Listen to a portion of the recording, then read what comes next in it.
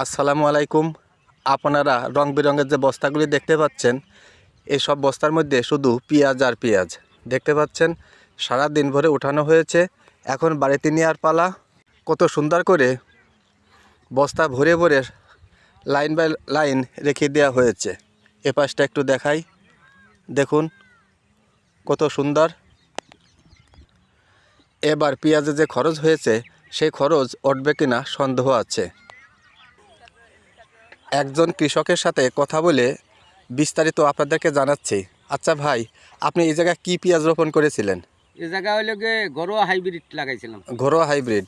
এই দানা কত করে কেজি পড়েছিল? ৬,০০০ টাকা। ৬,০০০ টাকা কেজি। এই জায়গার জমি কতটুক? ৩৫ শতক। ৩৫ শতক। এই জায়গায় কত মন পেঁয়াজ হতে পারে? ৭০ মন টন হতে পারে। ৭০ মন। তাতে কি আপনার খরচ উঠবে? ওই খরচ উঠবে মানে সমান সমান হয়তো হতে পারে। এখন এক একটা লোক কত করে যাচ্ছে? ৯০০,০০০। ৯০০,০০০ টাকা। ৯০০,০০০ টাকা।